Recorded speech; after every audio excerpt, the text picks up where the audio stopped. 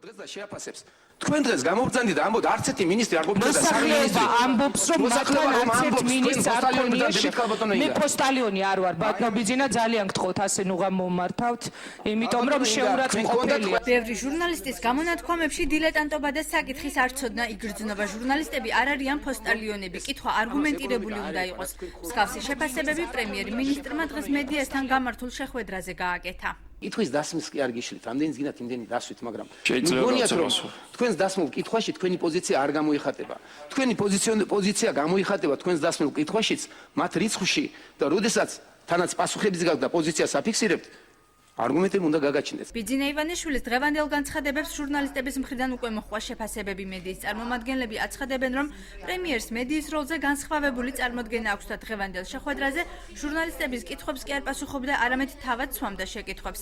ჟურნალისტები ასევე აღნიშნავენ, რომ ინფორმაციის გადამოწმება აუცილებელია, თუმცა ყოველთვის არ ხერხდება, რადგან საჯარო მოხელეები ამის საშუალებას არ იძლევიან. დამოკიდებულება იყო ძალიან უცნაური, ჩემი აზრით.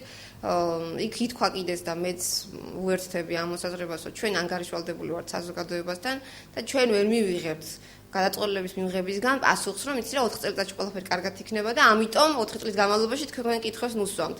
შეუძლებელია ჩვენ გვინდა რომ ადამიანებს უთხრათ როგორ შეიძლება ეტაპობრივად ის მეოთხე წელი იყოს კარგი. ბიძინა ივანიშვილი გაურბის რაღაცას თუ უკეთეს საკეთესო სხვაგან გადადის.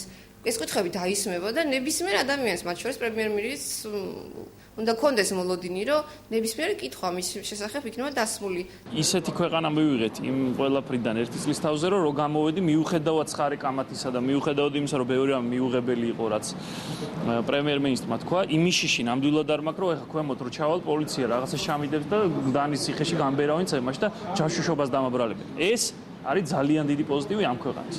ჟურნალისტთა ნაწილს შემაშფოთებლად მიაჩნია მედიისადმი პრემიერის მიერ გამოთქმული პრეტენზიები, რადგან რეგიონებში ეს შესაძლოა ჩინოვნიკებისათვის სამაგალითოდაც იქცეს.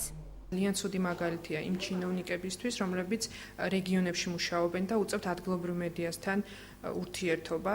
ეს ცუდი მაგალითია, რომ მათ კიდევ გააგრძელონ ის დამოკიდებულება, რაც აქვს. ჩვენ ვიცით, რომ ბათუმში ქონდა არაერთი შემთხვევა, ჟურნალისტებს უდიერად მოეპყრო რამდენიმე მთავრობის რამდენიმე წარმომადგენელი. პრემიერის შეხვედრა ცენტრალური მედიის წარმომადგენლებთან 4 საათს გაგრძელდა. ცხარე დებატების მიუხედავად ჟურნალისტები განსაზღვრული პერიოდულობით გამართულ პრესკონფერენციებს დადებითად აფასებენ.